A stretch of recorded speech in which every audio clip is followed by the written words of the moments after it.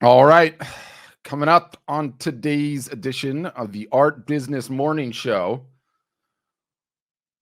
we're having a discussion about merchandising during Q4, price points, print types, and merchandise. With a side note of let's audit your thinking. All right. Playing the intro music on Facebook. It's been a while since I recorded one of these guys, specifically the Art Business Morning Show. What's up, Daniel? From Long Beach. I'm in Newport Beach, so I know where you're at. So welcome to another edition of the Art Business Mornings, the show that will put you on the path to a six-figure-a-year art business. Now, as I was preparing my notes for this day's show, I was reminded of a viral video of a few years back. I'm not sure if you've ever seen this thing, but it's powerful. And in the video, and I'm going to include it in the show notes, Instagram, you're going to have to figure out another way to get it, whatever. And it's of this blind beggar, and he's down on the ground in some sort of European city center. I think it's in Scotland or Ireland or something. And he sat down in front of a tin cup, and his sign says, "I'm blind, please help," right? And so various different people are shuffling by on either side of him, and they're throwing some change in his cup. And then a woman walks by, and she sort of stops in front of the sign, and she, instead of putting money in the thing, bends down, grabs the sign, rips a pen out of her jacket, turns the sign around, and writes a new message on it. And while she's doing this, the blind guy reaches out and touches her shoes. Now, presumably because he's blind, all the rest of your senses get more in tune, and then so he feels the shoes as a way of identifying her, right? She leaves. And then it proceeds to show the guy sitting there, and more people are walking by, and all of a sudden it's just raining donations. He's getting change, he's getting dollars, this whole thing. And then later in the day, okay, she comes back, and the blind guy's sitting there, and he sees nothing's dropping, so he reaches out and he feels her shoes again. And then he's like, he knows it's her, and he asks her, he's like, "What did you do to my sign?" Right? Like, you just made such a profound impact in my business. And the woman replies, "I wrote the same, but with different words." And then we see the sign, right? And the sign says, "It's a beautiful day, and I can't see it," with like "can't see it" bolded. And it's just powerful. The video is just powerful. It could possibly cause a tear in your eye. Not mine, not for me, mind you. Okay, not me, because I'm powerful macho man. But it is just powerful. It makes you tear up. And the video ends with these words: "Change your words, change your world." Okay. And I thought about that. It sort of stuck in my mind as I was finishing the script for this thing today. And my iteration of it is going to be, my spin on it is going to be, change your thinking and change your art or photography business. Okay. Change your thinking, change your art or photography business. And I think we can apply this to merchandising. So I want to talk about merchandising broadly. And I see a bunch of you guys, customers, are on here. This is sort of just another spin on the session that we did on Friday on office hours. But I know not everyone sees those. And so I have to pound this message in again. Okay. And before we can even talk about merchandising, we have to talk about price point variation, right? Price point variability, I guess, for lack of a better term. And how important this is. Okay. How important this is. I say this all the time, but it bears repeating. My followers, Todd Monks, Jonas here, Courtney Einhorns, all of our followers fall into a socioeconomic bell curve. Okay. And, we all know what a bell curve looks like, right?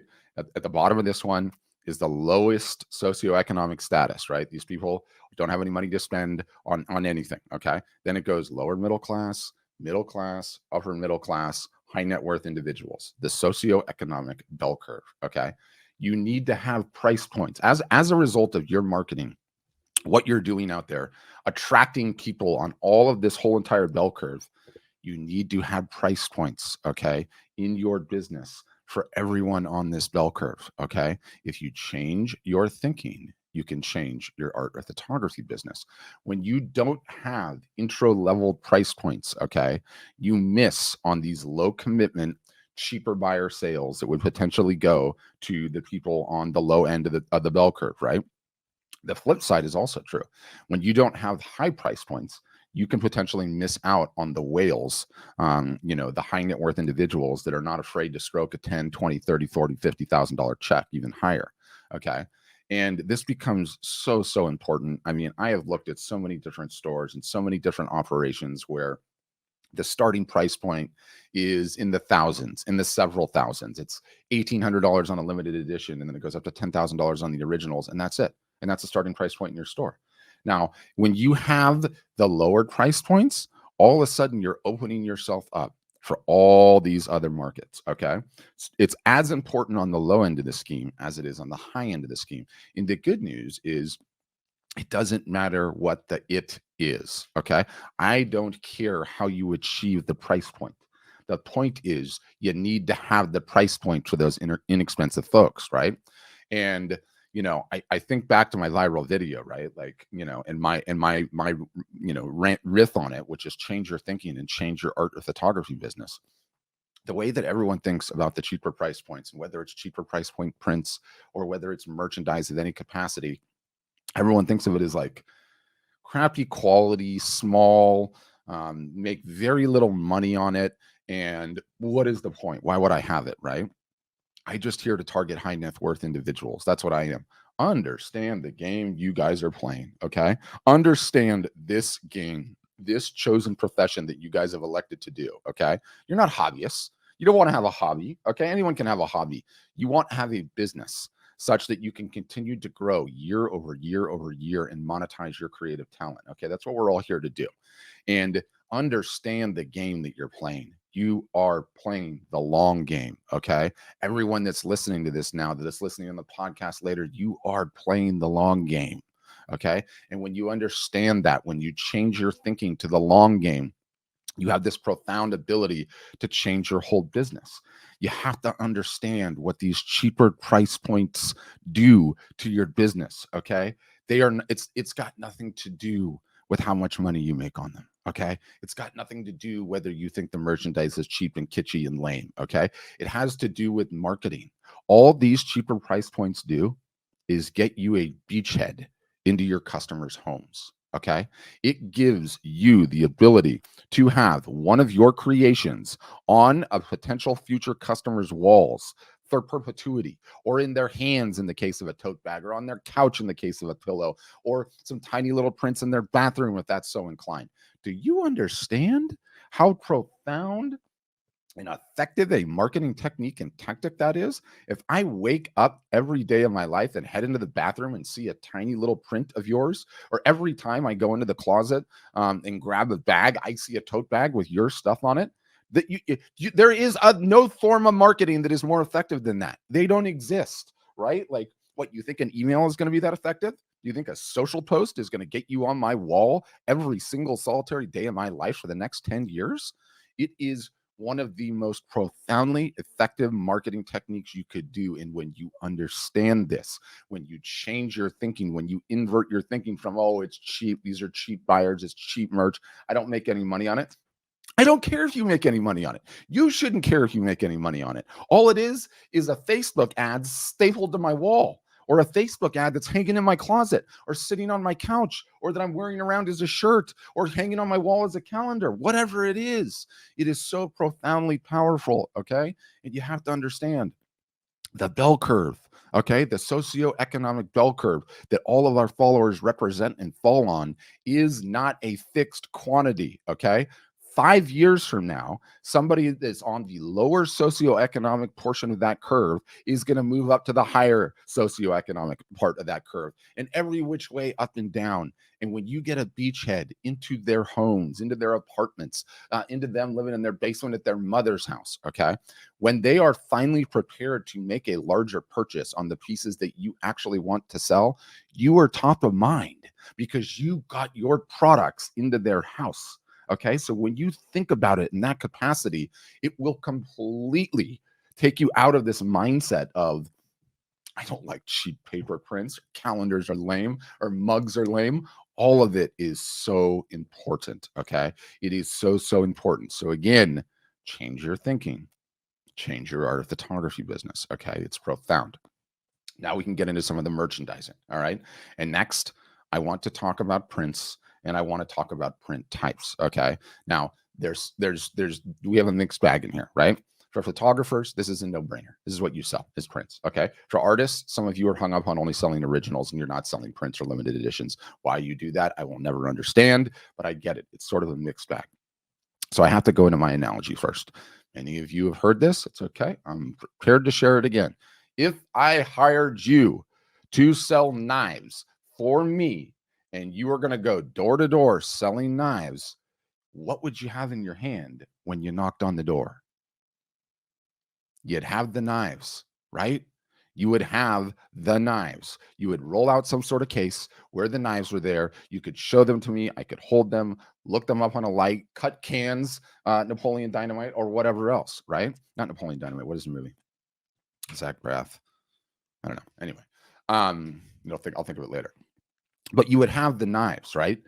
Do you know how good of a salesperson you would have to be if you were walking up to everyone's front door, knocking on the front door with a bunch of pictures of knives? Oh, buy my knives, Mrs. Smith. You wouldn't believe them. Look at them. Here's a photo of them. Are you kidding me? Okay. Let's say, yeah, you're right, Patrick. You're right. Now let's apply that to our art or photography business. Okay. There's a famous UX UI book called Don't Make Me Think. It's like the Bible of that particular field. UX UI is like when you're designing websites or you're designing apps, user interface, user experience. Anyway, the book is called Don't Make Me Think. And it's a bedrock principle when you're designing things like, don't make me think, right? Like, I have this stupid Starbucks app because I go to this Starbucks in the desert in Palm Springs where these people are on Palm Springs time. And literally to get a coffee where I live is like 6 seconds. To get a coffee out there is like 25 minutes and they have twice the employees. So I use the Starbucks app so that the things are ready to go. That thing makes me think. I have to click all these buttons and finally save things. It's like, no, I want a map. I want to save it. I want to save my drinks and press a button. There should only be 4 buttons on there for me. Don't make me think. Okay. Well, the same applies to you. Attempt to selling your art or photography. Don't make me think. Do not assume that I am as creative as you, your potential buyer, as creative as you, the creative, and that I can be shown a JPEG, okay, that I can be shown a photo of the knives, and that I'm somehow capable of visualizing that thing on my wall, okay? I can't do that. You're making me think. You're making me think way too hard. And yet everyone keeps doing this. You just keep showing JPEG after JPEG after JPEG. It's in your social media marketing.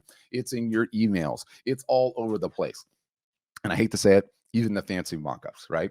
I like the fancy mock-ups, okay? I was looking in our Facebook group. Somebody was showing off their new fancy mock-ups that they did today in Canva.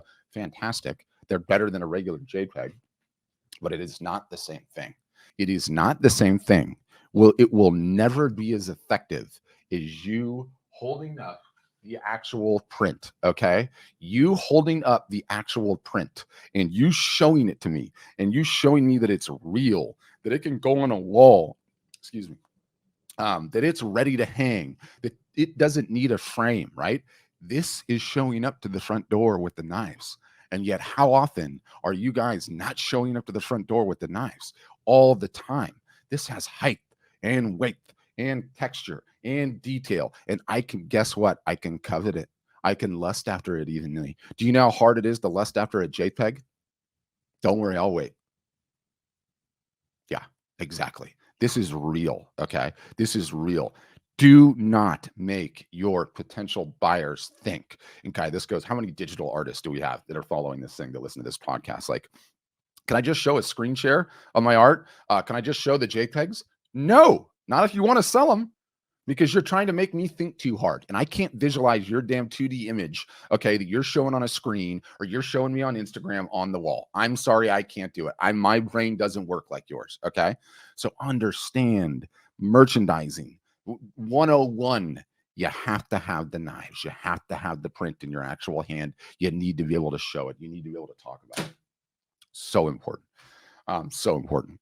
In addition to that, okay, there are 5 main media types that I think every artist and every photographer should show. Now, are there individual circumstances where your particular medium is not fantastic on a particular media type? Yes. Okay. Yes. But in general, as a theme, one of the things that I'm profoundly aware of is how few people turn on the correct media types. Okay. And this is another one of those things where if you change your thinking, you will change your business, because everyone just assumes they know their customers so damn well that they know exactly what media types to offer. And because they know, and mind you, they're not talking to any customers. I know you're not talking to any customers, and don't lie to me that you're talking to customers. Okay. You're not talking to anywhere near enough customers. And unless you've talked to hundreds, you are lying to me. And you're more important, you're lying to yourself. You're letting us both down. You're letting us both down. Do not assume you are smarter than your potential buyers. Do not assume you know what your potential buyers want. Okay. There are 5 main media types as it pertains to prints that I believe every single solitary business owner should be offering. Okay. And for some of you, this is a little bit more difficult. For us, art storefronts, for the customers, it costs you nothing to turn these things on. Zero. It costs you nothing to find out if you are indeed not smarter than your customers, and your customers are actually smarter than you. They know what they want. Okay. It's like, it's almost like a level of arrogance. It is a level of arrogance, quite frankly, having one media type because that's what you like. Like, fine, if that's what you like, go ahead and do that. But let me tell you, change your thinking, change your art or photography business. Okay. 5 main media types, extremely simple to offer these. Pick a paper. Okay. It can be textured, non-textured, whatever it is, pick one. Have paper prints. Okay.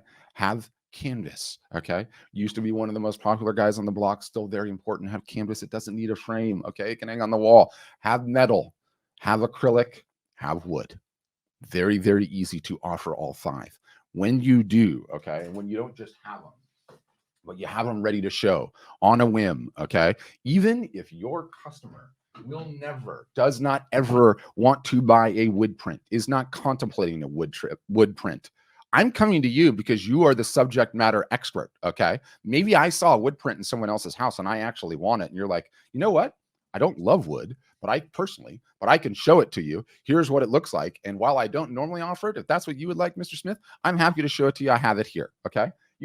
Almost no photographer, no artist that I see, if I called you up right now and I hit you up on your Instagram and I hit you up with a DM and I'm like, hey, wife and I are remodeling the bathroom. Wondering if we really like your stuff. Wondering if we could jump into a Zoom call, and we're curious about some media types and some offerings. And you're like, no problem. And then I get on the call with you and I'm like, hey, I don't really understand the difference between paper and metal and canvas and acrylic and wood. Do you think you could give me some finer points on what that looks like and what my wife and I maybe want? And then what are you going to do? You start doing sign language? You start doing charades? Oh, yeah, this is what metal... No. This is actually shinier than acrylic. Yeah. Acrylic's like metal, but it's a little bit thicker. If you don't have the damn props, I don't know how you're running that puppet show. I honestly don't. In fact, you're not. Let's be honest. You're going to lose the sale. You are meant to be the subject matter experts in what you're selling. And how many of you do not have the 5 media types, whether you offer them or not? How are you supposed to sell if you can't even articulate to me the differences in which your work is available to go on my wall?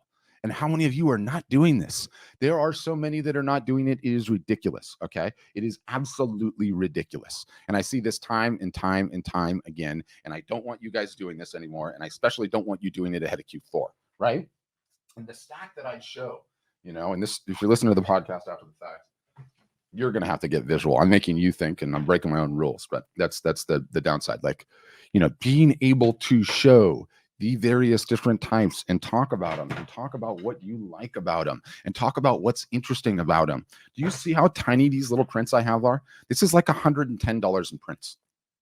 I can just show you the 5 just like that. How quickly did I do that? I can articulate to you in 2 seconds the difference between metal and acrylic, what I like about them, what the shimmer, the shine is, how they hang on the wall, the fact that they're both ready to hang, the finer points. So too with wood, so too with canvas, so too with paper. And yet none of you guys have them. None of you have them, right? The vast majority, aside from my customers who have been beating up about this for the last 3 years, have them. How are you supposed to be the subject matter expert? All of you guys are telling yourselves you want to sell more art, you want to sell more photography, and you don't even have any damn samples. Stop showing up to the front door with the pictures of the knives and start showing up with the knives, okay? You need to be able to show them. This is not a massive investment. when you have a small wood print like this, and you can show a small wood print like this, and you can zoom it into the various different cameras, and you can articulate the finer points, you can sell it or not sell it, but at least I know you know what the hell you're talking about, right? Instead of just saying, oh, no, I don't really like wood. And then they go, our neighbor has wood, and we really kind of like it. And then you're just sitting there with egg on your face. Okay, well, I'm sorry, just don't offer it, right? Again, I get fired up about this, obviously. And I'm not saying, you have to offer all of these things. But if you don't have the samples, okay, and people can't see the samples, what are you doing, right? Change your thinking and change your art photography business. And, as I go through that rant, right, on print types, on price point variation in your store, on, merchandising 101, let's just invert our own thinking again. What do I talk about? I can't go a week without talking about it. I can't even go a day without talking about it. Why are live art shows so damn effective? Why? Live art shows or the one-to-one video chats. They are so damn effective because they have a forcing function to them. Do you know what they do? They force you to get samples. They force you to hold them up. They force you to talk about your work and your inspiration, which you're not doing right now. You're not doing that. Every other image on your social media site is not of you holding the print and talking about it. It's not. You don't have to tell me. I already know. I already look at all your social media sites. So when you have these live art shows, when you have the ability, not when you have the ability, when you are forced to order inventory and have inventory on hand and to stand next to your work and be able to show your work, it fundamentally forces you into merchandising. And no wonder the results are so damn good on these things. This is the only time you've ever done this in your entire career, aside from an in-person showing when you're there with the work, right? So it underscores why the live art shows are so damn powerful. And I'll put in the show notes, and maybe you guys have seen this. You can scroll back a couple if you're in any of these feeds. And it's not on Instagram, but it's on Facebook. It's on YouTube. I did an interview with Carol, and Carol Walker. She's a customer. She's a photographer. She did $27,000 in a live art show last week. $27,000. And she had all of her prints all on the wall. She had the various different media types. She talked about why she loved them. It was beautiful merchandising, and you look at the results, right? It's profound. So understand the live art shows, to go one step above them, why they're so damn effective is because they're forcing you to merchandise, okay? And it is so doggone critically important. More so the fact that we have Q4 coming, okay? Even more so the fact that we have Q4 coming. I want to switch gears into merch, okay? Very, very hot button topic, by which I mean merch, the tchotchke, the knickknacks, the doodads, throw pillow. I have one. Throw pillows, right? And iPhone cases, and the puzzles, and the coffee cups, and this, that, and the other. And on the art storefront side of things, and this applies to anyone, right? Because it's very easy to offer merch. Even if you're not a customer, you can go to one of the various merch suppliers and get on board. But one of the things that I'm constantly seeing, and ultimately why I referenced that viral video at the beginning of this thing, changing your thinking changed everything for that blind man, right? And I'm seeing all these posts and small wins. So Art Storefronts integrates with a company called Guten, okay? And what Guten does is it allows you to offer print on demand for merchandise, meaning no minimums, no holding inventory. You get an order for one, they print and ship one. That's it, right? That's it. And some of the common refrains and some of the common complaints and the common comments that I'm seeing on a regular basis as it applies to this merchandise is, this stuff is so cheap. It's so chintzy. I would never let this represent me. It would be so much cooler if it had X, Y, and Z. And those are valid concerns, all of them. They are all of them. But if you change your thinking, you can change your art of photography business, okay? The history of merch, okay? You have to have the context. This is where you change your thinking a little bit. Do you have any idea how damn hard merch was to do back in the day, pre-POD? when you had to do minimums and you had to get samples and make sure it was all good and put down payments and then inventory all this stuff and then hope that you would sell it all, because if you wouldn't sell it all, then you lose on the whole endeavor. That was an extremely unadvantageous situation. Now, granted, you could have got some much higher quality stuff doing that, but it's even more expensive, right? So it was a really difficult waters to navigate. POD is such an absolute game changer, right? It's an absolute game changer. And so many people get hung up on the fact that it's, this merchandise is cheap, it's chintzy, I would not offer that crap, it comes from China, this, that, or the other, whatever the concerns are. When you invert your thinking and you say, have you ever been to a museum gift shop? Have you ever been to a museum that doesn't have a gift shop? Don't worry, I'll wait. Tell me, have you been to one? I haven't. Every museum has a gift shop, right? And what do they sell in the gift shop? Cheap, chintzy, brought in from China crap that's going to break in a couple of weeks usually, right? So when you frame it through the gift shop lens, and then you add the multipliers of, now all of a sudden you have low price points in your operation that you can sell to people on the low end of the socioeconomic bell curve that will give you that beachhead into these people's worlds. It completely changes how you look at it, right? It completely changes how you contemplate it. And they could be carrying around your art on a tote bag for the next 3 years. And then they're ready to buy art because they just moved out of their parents' basement. And all of a sudden, who are they going to call, right? Who are they going to call? They're going to call you. So as it pertains to merch, okay, change your thinking, change your art and photography business. Is this stuff going to be the highest quality, best goose down 550 cotton blend pillow that you're going to have on your couch forever? No. But guess what? When you put Santa Claus on this damn thing, okay, I'm going to pull it out of my closet once a year, every year for the next 10 years, because it's a cool decoration item and you just sold 2 pillows. And I think about you all the time, right? So it's really, you got to tweak your thinking on this stuff. It will forever change how your business operates. It will give you the beachhead into people's houses, okay? So, one of the encouragements I've been making for Art Storefronts customers is order all of it and then decide what you want to do with it, right? Order a one-off, show it off, see what kind of responses you get, give it away here or there. That's really just marketing. What does every big company, in this world know, right? Like, they give you a little bag with swag in it, right? And then all of a sudden their logo on a pen is in your house for the next 2 or 3 months. Well, that's really effective advertising. That's what it is. It's not supposed to be the highest level quality, okay? And you can still go get the highest level quality. You just have to, decouple yourself from the POD model. So stop knocking the merch, okay? Everyone knows it's a little cheesy. It doesn't matter. Some of the items are actually pretty cool. They're not all cheesy, but print on demand is a miracle. It is a miracle that it even exists, and the fact that you can get away with it. So anyway, there's my rant on merch. As a final to wrap this thing up, I live in Southern California, okay? And 1 minute from my house, I can go stand on a bluff and I can see 55 container ships parked in the middle of the ocean. Okay. They do not belong there. I've lived here my entire life. I have never seen them out there like that. I believe that we have a coming infrastructure crisis. I believe it's straight up. I went to Starbucks yesterday morning. I didn't use the app this time. I just went in and they had to double cut me. Because they didn't have the sleeves. Are those sleeves sitting out in one of those container ships waiting? And now I'm probably not going to have a sleeve for my coffee cup at Starbucks for the next month and a half. I don't know.